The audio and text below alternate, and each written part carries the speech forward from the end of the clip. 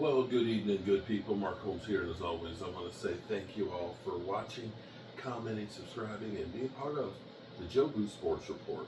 Without you guys, as well as you ladies, you know that this literally does not work. Hope everybody's having a great day. It's finally freaking Friday. I think we're down to 81 days. Is it 81 days? I don't have. Oh no, that says eight. You have to update that because Uh, the date changed. Yeah, I gotta update that one. I think it's 81 or 82 days. I'm not sure because I'm not here with the countdown clock That's uh, close enough. like I am at home. But by the time I get back, we'll be in the 70s. And shout out to Leo Bridgewater, who joined me for a live stream tonight. You know, it's funny because of the arrogance of what's going on. Now, he was asking me what I expected from the game against the Eagles. On paper, the Cowboys should have no chance.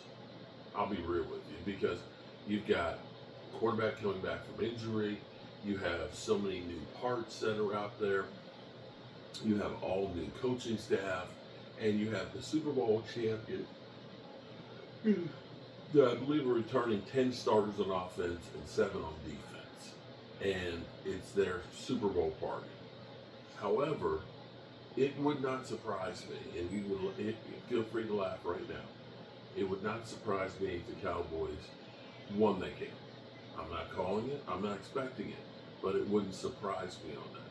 Because what will be surprising is for the Eagles is they're not going to know what to expect from the Cowboys. I'm not sure we are going to know what to expect. And I think this was subtle, but something that was interesting to me is when we heard about Cowboys OTAs, usually we see workout videos. You know, we see routes and catches and oohs and ahs. None of that was allowed this year with minicamp. Now I'm curious if that's going to be the case for training camp, where instead of every practice being open, that there's going to be certain days that are open for the crowds. Now I know the Cowboys, they're a marketing company, okay, and they like to have everybody, you know, open and able to see and stuff. So maybe that won't happen, but we'll see. So many things are different this year, and I'm going to say Jerry Jones is one of them. Jerry Jones is not the focal point in the spotlight of it. Jerry Jones is still doing shit behind the scenes. You know, it's still part of the organization, but he's not on Front Street like he used to be. And I dare say that I think his time of being totally in control are probably winding down. Now, for me, the difference between the Eagles and the Cowboys are,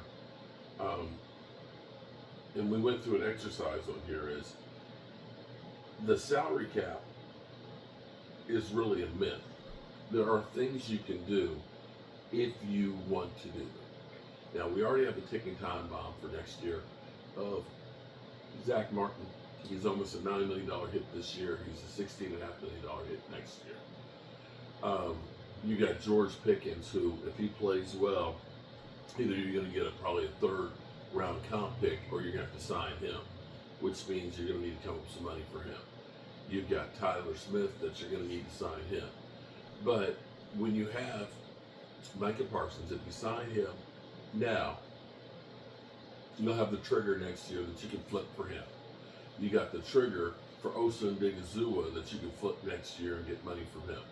You could flip a trigger again for CD and Dak Prescott and end up, you know, getting more money off of them. And I wouldn't necessarily recommend doing that with Dak unless he has a really great season and he comes off being healthy. Because at some point the bills will come due with Dak. But here's the thing.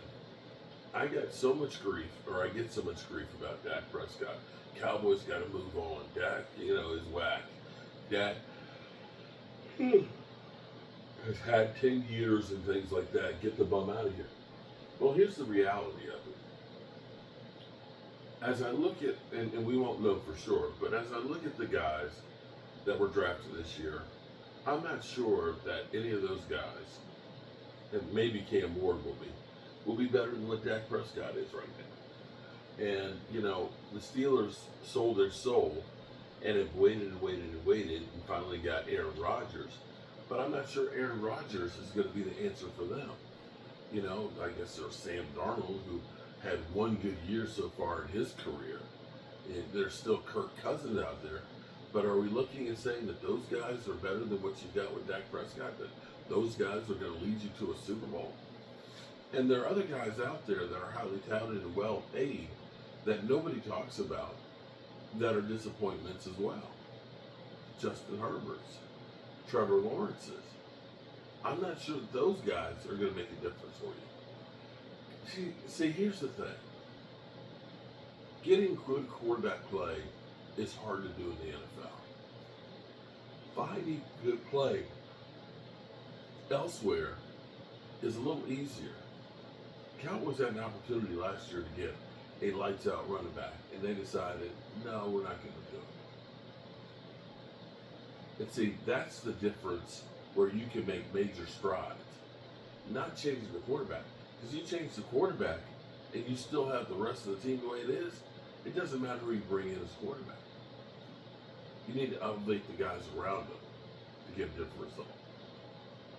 Anyway, that's all I have to say about that. And it is Father's Day weekend. My kids came down to the house, which is great to have everybody here at the Red Brick House. I'm going to go out and do some things tomorrow. That'll be fun with the kids and my wife and all that. And I will definitely be missing my dad on Sunday. Not being able to make that call or to be able to go by and see him. So, as always, I tell you guys, make sure you tell the people you love how much you love them. Because you might not get the chance again. And I love you guys. And God willing, I'll see you all tomorrow. Peace.